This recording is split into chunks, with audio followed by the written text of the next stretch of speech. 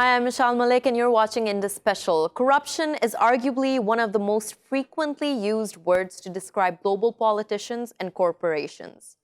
And we assume, perhaps rightly so, that it is happening all around us. But it is so discrete and complex that it becomes almost impossible to prove. On today's show, we take a closer look at how systems in modern societies are created not only to breed corruption, but often to provide cover to the most corrupt. Joining us for this discussion today is Dr. Teresita Cruz, who's a senior research associate at the Asia Research Institute at the National University of Singapore, and international development consultant for the Asian Development Bank. She's joining us from Singapore. We're also joined by Mr. Ravi Shrivastav, who's the man behind exposing the multi-million-dollar corruption in India's second largest oil refining and marketing company. He's joining us from Bombay. Thank you both for joining us and welcome to the show. Dr. Cruz, let me begin with you. Now, when we're talking about development and the global awareness of the fact that corruption continues to exist at each and every level, where do you think global economies are in terms of fighting this corruption? I think there are more than sufficient efforts and attempts to weed out corruption and to tackle these problems head on. And you see this in many countries that politicians, for example, run on platforms that are very much premised on an anti-corruption campaign.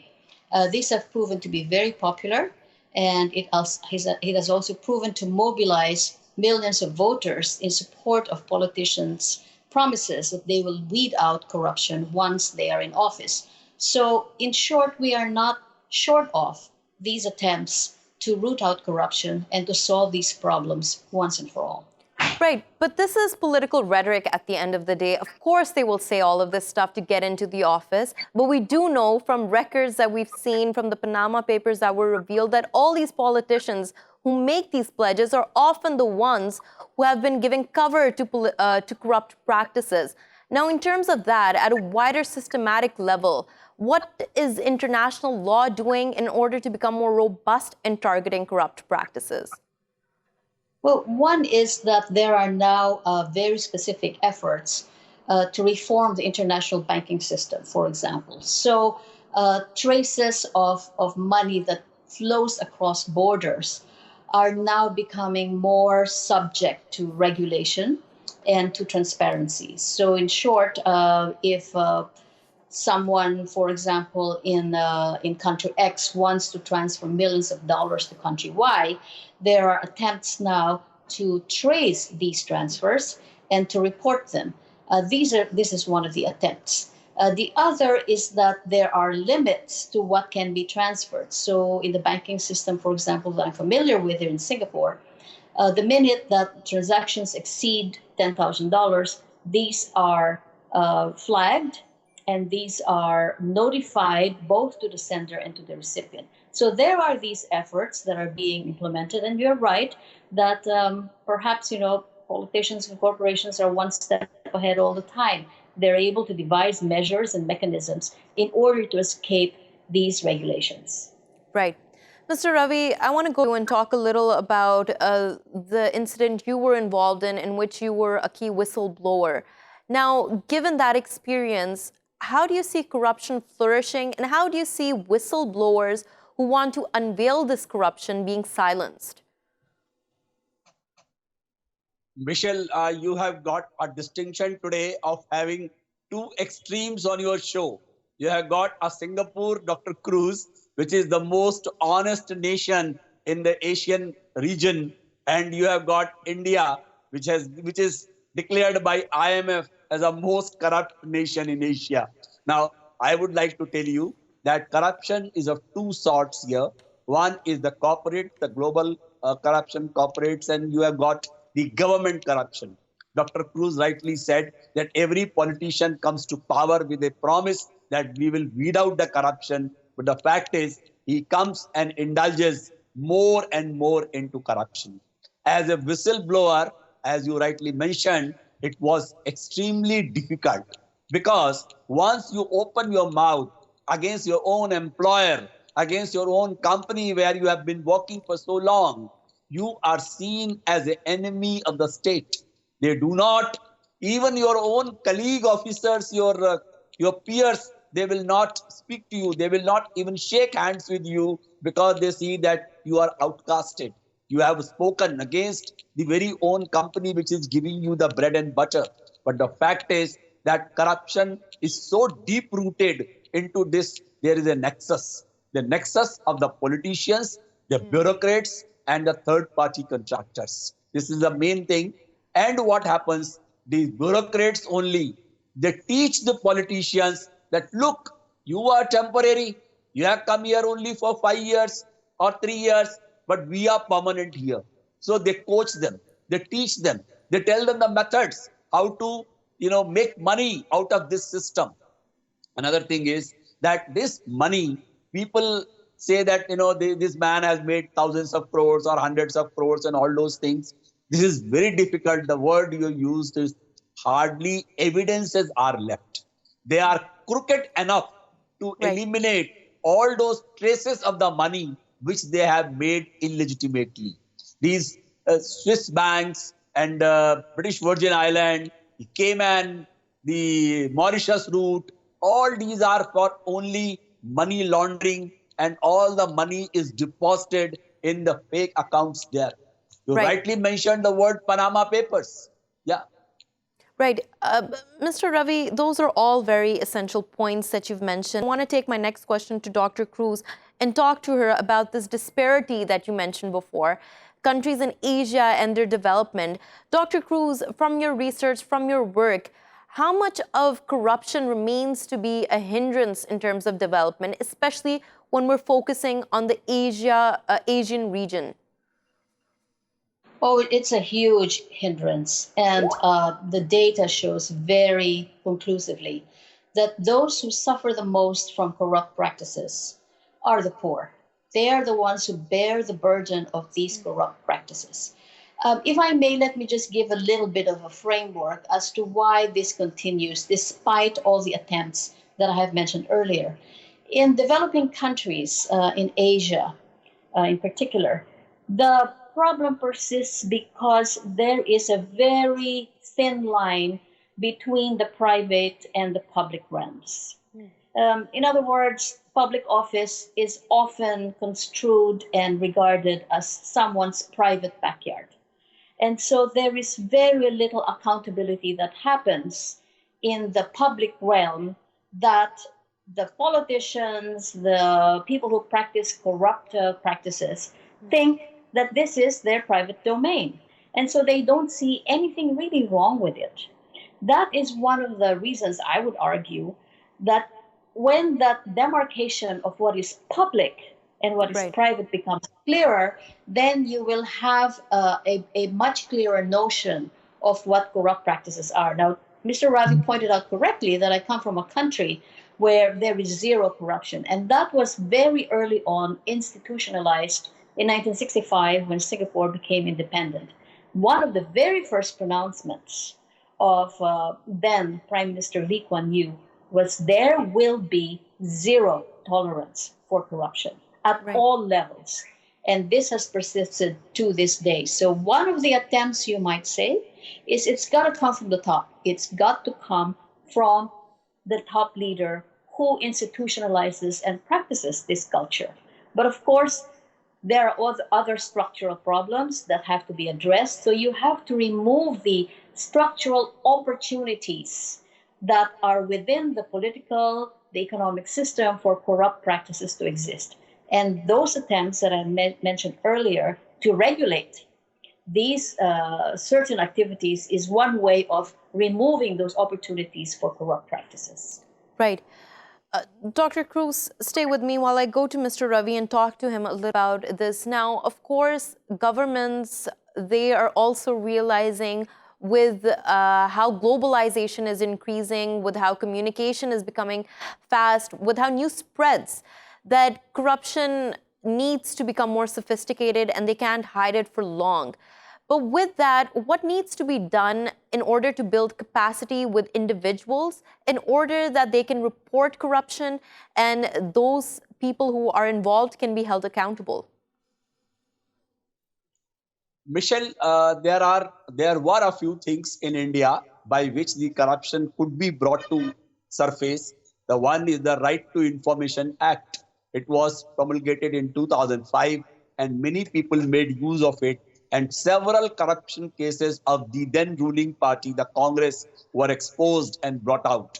But the fact is that ruling regime does not allow anybody to survive with those things, because ultimately you have found certain information, and you expose somebody, but once the matter goes to court, it relies only on the hard incontrovertible evidences, and those evidences are nowhere in sight, because the people who are doing it, they are smart enough. If you I think you recall, in 2016 our Prime Minister Mr. Narendra Modi decided to do a demonetization of the currency of 500 and 1000 rupees notes. And what he wished was that the lakhs of crores of black money which is hidden or stashed with the people, the politician and those influential people will surface out. But the result was decimal.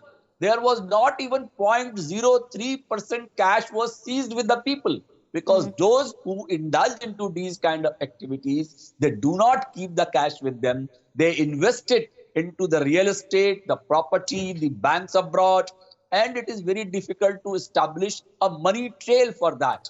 At present, India's former finance minister and the home minister is undergoing a trial. It's a huge trial going on, and it is suspected that he has made thousands of crores of rupees. But the fact is that not even a single penny could be found or established that he has done a corruption for that. And these people, these top people, they always do as a collective insurance. They involve number of bureaucrats who work under them, and they see to it that nobody is caught, because they make certain decision and the boss approves it. And Mr. Ravi Shrivastav, you have highlighted the essential point here that corruption becomes invisible because the people who are doing it are smart enough to know what to do not to get caught. On that point, thank you so much for joining us and talking to us. Dr. Cruz, now on this point of creating a money trail, those who are involved in corruption know the system, everything about it, and that's how they play the system. What is being done to tackle that aspect, and not just by nations or regions, but international firms and international organizations? Sure. Okay. Yes, that's a very good question, but a tough one. One is the role of knowledge and research. And I'm familiar with the work that some of my colleagues are doing in Berlin, in a think tank where I used to serve as research consultant the past year. And there is a research done by a few individuals who are looking at the modern 21st century mechanisms by which wealth is transferred and how they are transferred through what mechanisms. So in short, they are trying to establish the paper trail by which money disappears and goes into some other country literally overnight. And they're looking at what makes it possible within these countries for this money to be transferred without a trace. That's a very strong role of public intellectuals today, to use knowledge and research in the service of anti-corruption. That's one. The other is the power of the people.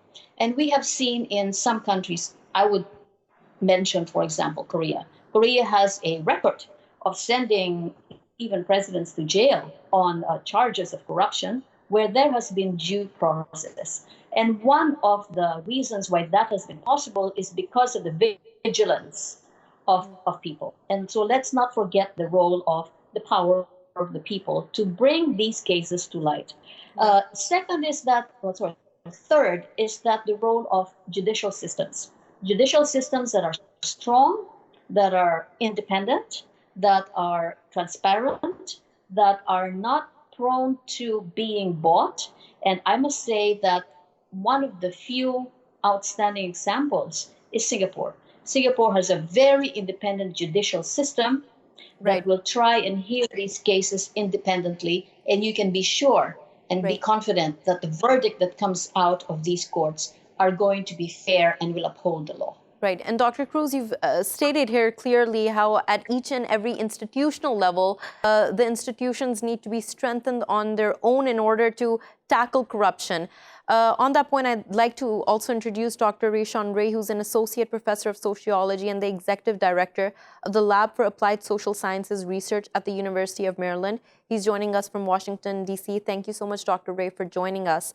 Now, Dr. Ray, while we're talking about corruption, an interesting point that Dr. Cruz mentioned earlier was the demarcation between the public and private realms. And she said that developed nations do this well enough. But even in the United States, when we talk about political funding and it being influenced by powerful corporations, that also breeds a culture of corruption. To that, what can you add? How does that impact society at large? Yes, well, when we talk about corruption, I mean, obviously we would like a separation between public and private. Oftentimes that becomes when we have individuals coming from the private sector to the public sector, particularly where oftentimes where their money, where their relationships and networks are highly intertwined. Trump in particular, the ways he didn't necessarily let go of some of the companies that he had as some of the sort of connections that he had. And so we see across the board with the United States, with Russia, with Mexico, with UK and the like. And so sometimes becomes political. And in part of thinking about it being political is we see the ways that individuals' networks, we see the ways that a paper trail ends up linking individuals as it relates to corruption, and corruption becomes deeply embedded in our political system, in our economic system, and essentially what we need is more transparency. We also need better regulation as it relates to being able to follow that paper trail. And what people who are corrupt are really good at doing is not ever inking their name to anything. They don't ever put their name to anything. Instead, they have handlers and other people who end up engaging in these types of acts for them. And so you have people participating in corruption when they don't even necessarily know that they're doing so. Right. And you mentioned here how corruption gets so deeply embedded into the system. And I do want to talk about this from a sociological perspective. How does that get passed on from generation to generation? And how does that breed inequality? Yeah, well, obviously, when we talk about corruption, corruption is illegal. And so what oftentimes happens as it goes from generation to generation is that corruption is oftentimes crime, organized crime that's linked with money and economics. So these resources get passed down from generation to generation. Individuals start to learn ways to engage in the political process and the economic process in corrupt ways. And so what ends up happening is resources are passed down that are oftentimes embedded in illegal or dirty money that can at times become legal money, but still came from illegal money. So what this means is that you might have a person, say a mafia or a crime boss, who ends up engaging in corruption and organized crime. But then when they pass down those resources to their children, they have made legal investments in the real estate, in the stock market. And so this dirty money starts to proliferate in other aspects of society and continues to create inequality between the haves and the have-nots. Right. And Dr. Cruz, while we're talking about how this illegal money becomes legal, I do want to touch upon the point of repatriation of money and resources. This has been a move that countries have been striving for, especially after the Panama leaks. Now, how far along do you think countries are going in success to this? Not very far, I'm afraid. More needs to be done. And this is going to be a very tough job because you can imagine that this requires the cooperation of at least two countries whose financial systems might be very different from each other, whose reporting systems might contravene their own national laws. So what we have here is the situation in which what I call the trans-systemic legal system is not yet fully in place and not yet fully operational. And for as long as we don't have a very well established system of tracking financial transfers that are adhered to by all countries, then you are going to continue to face these problems of disappearing money. Now, having said that, I must say that the efforts that are being made now all over the world are a good starting step. From my own experience, it's now very difficult, for example, in the country where I come from, in the Philippines, to open and maintain a dollar account and to transfer money quickly from that dollar account, let's say, to my account here in Singapore, because of the regulations that are put in place to make sure that those transfers, whatever the amount, is recorded and made transparent to the financial systems of both the Philippines and Singapore. These efforts are continuing, but we're a long way, and I think more is going to be needed to be done. Right. Dr. Ray, now talking about the political trends we're seeing emerge and also the way that especially the newer generations are viewing the establishment, they're viewing institutions. Now, there is this very clear distrust because, as I said before, the word corrupt seems to be attached to almost every institution. What are some of the major trends you're witnessing now that is due to the corruption that was done in previous generations? Well, I mean, I think as it relates to some of the big trends, you mentioned one, is the distrust that young adults have of the political system, that they have of the economic system. So even just in the United States, when we talk about Occupy Wall Street, which happened about a decade ago, when we talk about the uprisings that's happening right now, not just in the United States, but around the world, is because of the distrust that individuals have of political regimes. And we need to be very specific about this distrust. This distrust is valid. And so that becomes one major pattern. I think the other major pattern is what we just heard about individuals aiming to double down on regulation. So offshore accounts is something that's very, very prominent. I mean, a person can take their smartphone, their mobile phone, and transfer money to offshore accounts and have it be untraceable. And so part of this is that there's becoming more regulation, more oversight. But part of the problem is that oftentimes the oversight is related to a paper trail, not necessarily an economic or an electronic trail, I should say. So part of what's happening is the regulation is trying to catch up to technology. Technology is advancing so quickly. So I think that is another trend that we see. The technology is far outpacing oftentimes regulators' ability to deal with corruption. And then I think some of the other, one other major trend honestly deals with the ways that countries that have traditionally not necessarily interacted with one another are starting to in various ways. So, for example, the United States and Russia, the Middle East and parts of Asia are starting to interact with one another in ways that we haven't seen before. So it's creating new pathways for corruption to proliferate. And regulators and individuals who are trying to corral this have new challenges that they face in this 21st century technological era. Right. And while we're talking about the system at play, now corruption needs to be targeted by those at the top, but it is also those at the top who benefit the most from corruption. Now, in this circular argument, what do you think is the ray of hope, or what do you think people can see as a silver lining or something as a solution? I think as it relates to a solution for corruption, I mean, it's very, very difficult because corruption is deeply embedded in political regimes, deeply embedded in our economic system, oftentimes doesn't leave a paper trail and quickly goes offshore. And so I think as we think about the downstream effects and what individuals can do on a ground level, is they can actually demand that their politicians actually represent them better. So what I mean by that is you can look at the bills and the voting that your political candidates, that your politicians who are in office, that they have actually engaged in.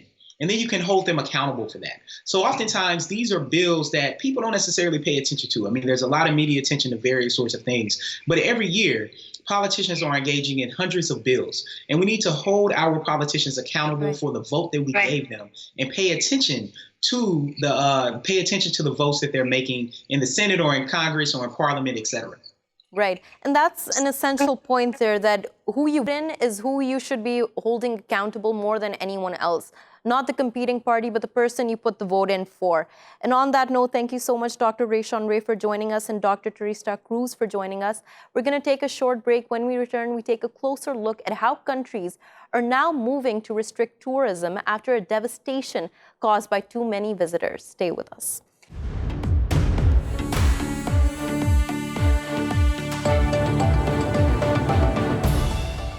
Welcome back. Over-tourism, the Oxford Dictionary describes this as an excessive number of tourist visits to a popular destination or attraction, resulting in damage to the local environment and historical sites and in poorer quality of life for residents. Now, for decades and decades, a blooming tourism industry was seen to be the pride of any country. But now some of the most popular tourist destinations are discouraging people from visiting them. They say over-tourism can best be seen as loving a place to its death, quite literally. We take a closer look at what is unfolding. Joining us for this discussion today is Alex Kerr, who's the author and travel specialist, joining us from Bangkok. We're also joined by Mr. Valerio Bordonaro, who's an advisor to former Italian Prime Minister Enrico Letta. He's joining us from Rome. And we're also joined by Professor Dora Marinova, Professor of Sustainability at the Curtin University Sustainability Policy, joining us from Bulgaria. Thank you all for joining us and welcome to the show.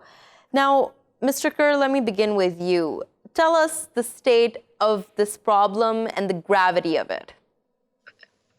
Well, as you've indicated, this is worldwide, and you find it in Europe. You're even finding it in South America. I'm based in Japan and Thailand, and especially in Japan, we've had a drastic increase in the number of tourists. And this has created all kinds of brand new problems. Right. Tell us about those problems, the extent of them. How have they impacted society at even the most fundamental levels? Well, first of all, you've got to look at the numbers. In 10 years, we went from 8 million tourists to 30 million, which is a vast increase that Japan was not really prepared for. And what it does in a city like Kyoto, which is famous for its meditative calm, and you see these photos of lovely bamboo-lined lanes. But when you get to that lane, it's rush hour on the early morning train system, shouting mobs of people taking selfies and so on. The meditative calm is long gone.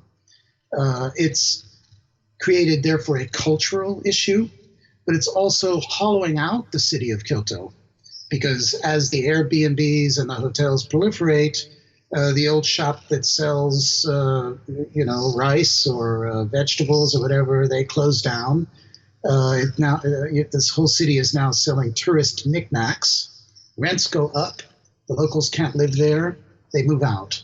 And this has already happened in Barcelona and in Amsterdam. And so they're trying to deal with it.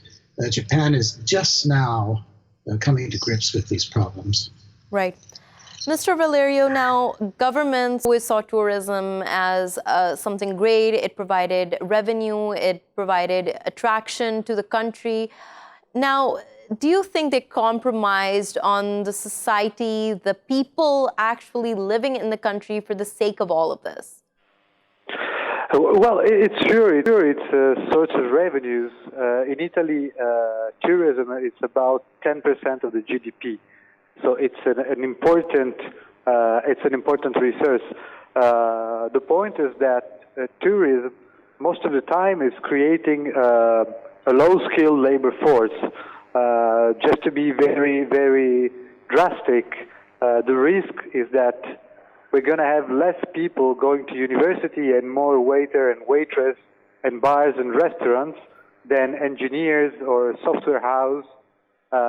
Because it's easier to work with tourism. But is this the kind of society that we want? We want our children to be less skilled than we are. That is not the case for Italy, that's for sure. Right. Professor Marinova, now while we're talking about all of this, of course, in this entire debate, there is the commercialization of place, the commercialization of people, this marketing of a place. Now, has this been done so in the past in a sustainable manner? And do you think it's too late to change the trend now? I wouldn't say it's too late to change the trend, but the reality is that tourism provides livelihood and a lot of places thrive on tourism. So the point that I want to make is that it has to be done better. So it's not enough just to see the influx of people. We need to cater for these people in a way that does not damage the environment, that does not damage the local communities, and at the same time provides a satisfying experience for the tourists themselves. Because a place could overnight drastically change if people don't get quality accommodation or quality food, if they're confronted with lack of facilities such as water, toilets, if there is waste. So all these are issues that we need to consider to prepare popular destinations for the influx, for their popularity.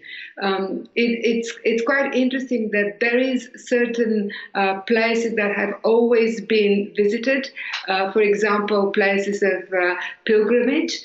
However, we now live in a world that has much more people, therefore much more tourists, and much more people who are looking for spiritual enlightenment or spiritual experiences.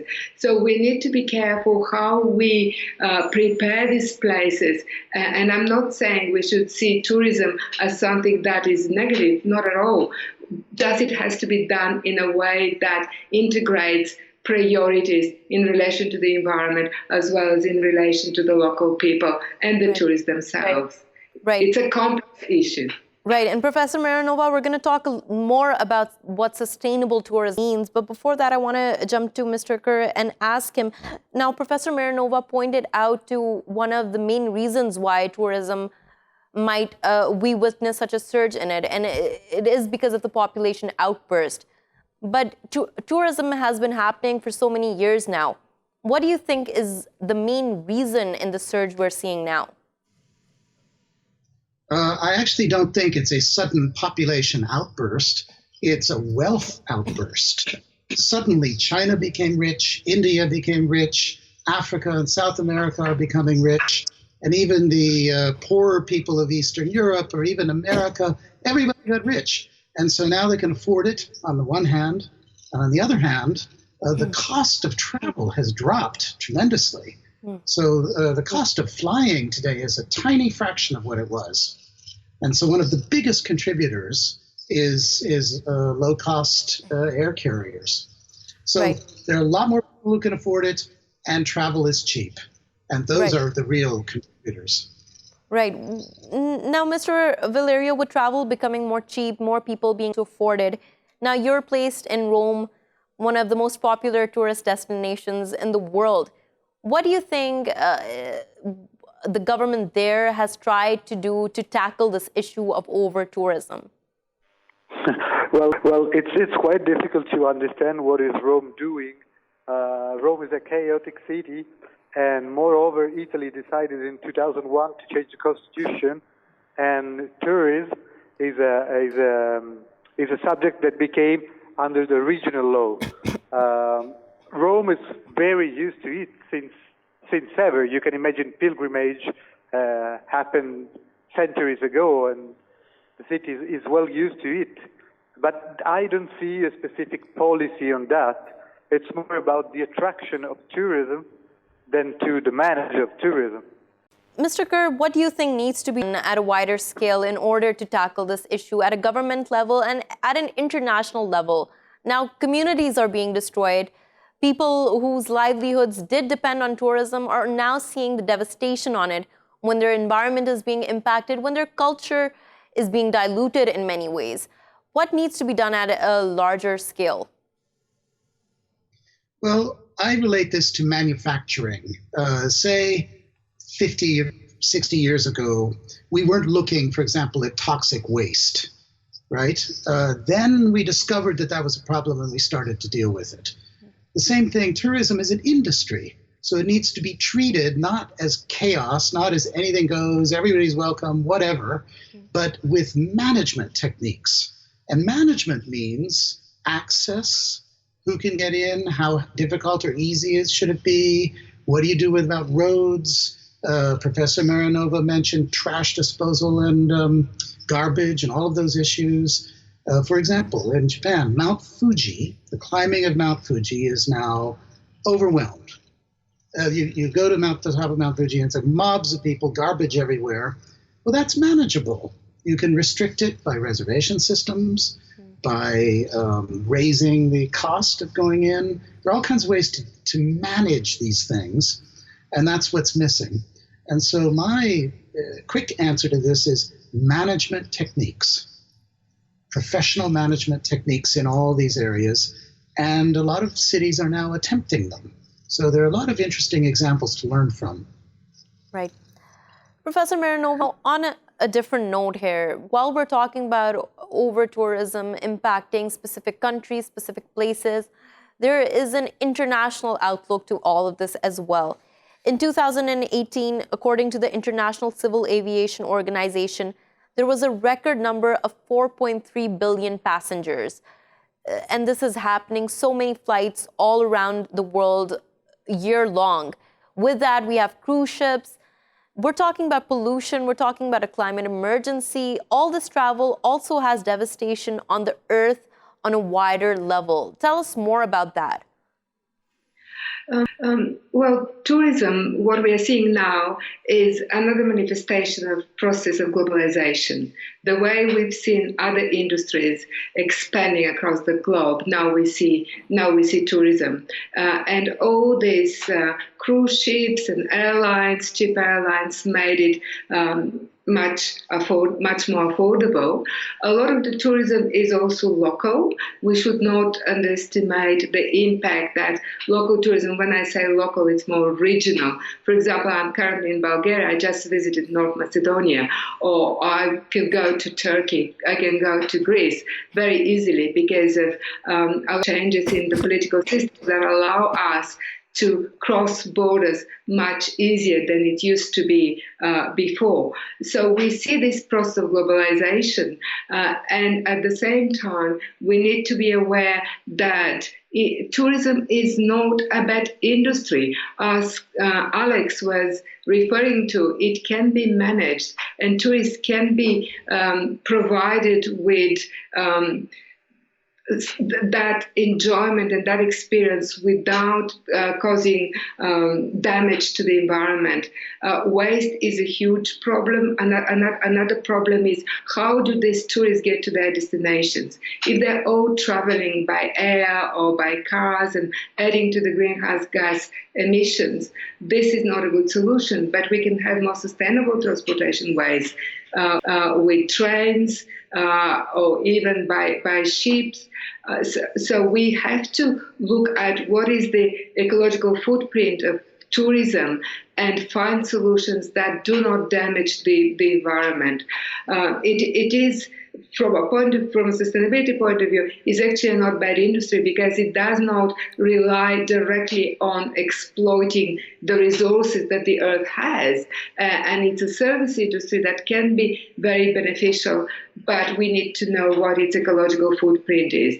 It requires more energy, it requires more water in these locations. In Bulgaria, we have amazing lakes, and are you using these lakes to provide fresh water to the new tourist accommodations, or are just people going there to enjoy the environment? So there is a fine balance between preserving the environment and using the environment for the tourist industry. Right.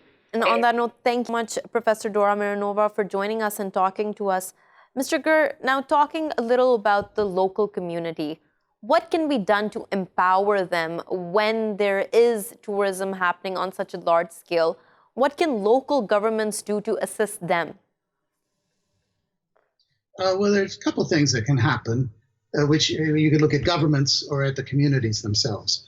What governments can do is partly instruct people, let people know what the alternatives are. And there's also, governments can institute the zoning, the rules. How many months of the year can Airbnb operate? You know, can hotels be built within the city limits or not?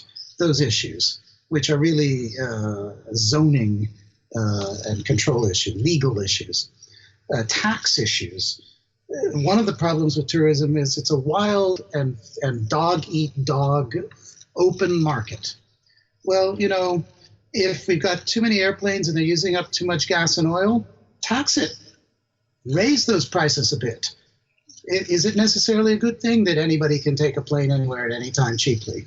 Let's tax it, keep the use of the gas and oil down, use that money for something creative. So that's one thing governments can do, right? Now we look at the communities. One of the things that happens classically is you have a wonderful old market. It sells local goods, Along come the tourists and suddenly what do they want but, soft ice cream and, the trinkets. The original people that sold the old cheese or sausage or in Japan, tea or fish or whatever, they leave. It becomes a trinket market and the locals stop going and the cultural quality of the market changes and it's now just a little Disneyland. Right. That can be stopped. That you can do something about it, but the people that can manage that are the local shop owners. If they have their own committee and society, and they say, look, nobody can come into our market unless they have to talk to us and they have to pass our criteria, then they can control the quality of the market. And that's something that the people in the community don't even realize they have this power, right. But they do. Mr. Kerr, you make some very interesting points. On that note, I want to introduce another guest who's just joined us, Mr. SN Iqbal, who's a tourism consultant in Pakistan. He's joining us from Bahawalpur. Thank you so much, Mr. Iqbal, for joining us. Now, tell us from your experience in all of this. Mr. Kerr was outlining some of the points that can empower local communities to take back their identity, to hold on to it. But how do you see that changing when there is an influx of tourism? From your own experiences? Well, first of all, thank you for calling me on the show. And as per my experience, if there is a good influx of tourism in any community or any area, it basically helps the local community to there's a overall development in the area and infrastructure gets better. People get more exposure by the tourists coming in and the communication systems. I mean, overall, with the new inflow of information and inflow of different people from different cultures, coming in, people learn a lot, and basically the local area develops a lot. Right, but does this infrastructure development and this growth come at the cost of cultural identity?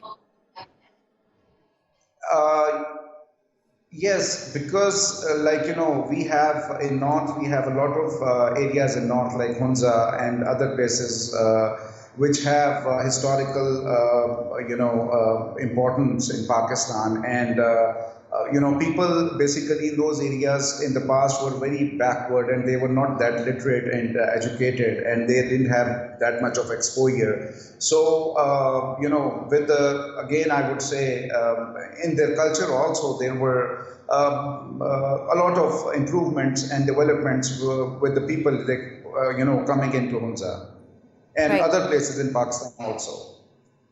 Right. Mr. Valerio, now just talking about this, we're seeing a tug of war, and Mr. Kerr highlighted what happens to the community. Mr. Iqbal highlighted how the community benefits. Now, there is a cost-benefit analysis to be made. But in all of this, what do you think needs to be done in order to protect communities better? Well, I want to underline something that I heard previously. I am totally against the possibility of limitate or make burden to the tourism. We are living this growth of curiosity and mobility, and I think this is a blessing. We just need to find a better management solution, more efficient solution, and less intrusive infrastructure of people. But after all, there's something that is inevitable. Community get influenced from people who comes there, who visit the place. We need to try to establish a pact of respect between tourists and communities, and try not to destroy what is a world heritage. UNESCO programs about this are a good example. Right. And Mr. Valerio, on that point, I want to just ask one last question from Mr. Kerr. Mr. Kerr, an argument was made that civic education in this is key, and not for the local community, but for the tourists. How much of a practical solution do you think that is? I think it's huge. And I think the comment was just made about respect is really crucial. And especially in Thailand and Japan, which really value politeness and respect for other people, they're very disturbed when people come in and act disrespectfully. And in Italy now, they're fining people for disrespectful behavior. So this is a huge issue, and I think education might be key. Right. Mr. Iqbal, now while we're talking about risk, we've mentioned all the tourists and the local community, but those who bring those tourists there, the tourist companies, how do they need to respect the local environment and the local community? Well, if we talk about tour operators in Pakistan, I would give them a huge credit, because there are certain areas in Pakistan, like I told, in north and like Hunza, Punjab, and then Swat. People in past used to fear, like, traveling on the roads and reaching those destinations. But these tour operators, they have really helped our domestic tourism grow a lot. And by giving the families proper tour guides and proper tour information, good hotels, facilitating them properly. So, I think in every country, tour operators make a huge difference in bringing in the domestic tourists first, and then, to international tourists following the domestic one. And all of the information that all the guests in here, information is key. Informing yourself before you travel to a place, being sensitive to the culture there, to the community there, in order to make sure you appreciate it, but you also respect it. On that point, thank you so much, Mr. Alex Kerr, for joining us, Mr. SN Iqbal, and Mr. Valerio Bordonaro for talking to us. Thank you for watching Indus Special. We will see you again next week with more stories. Till then, goodbye.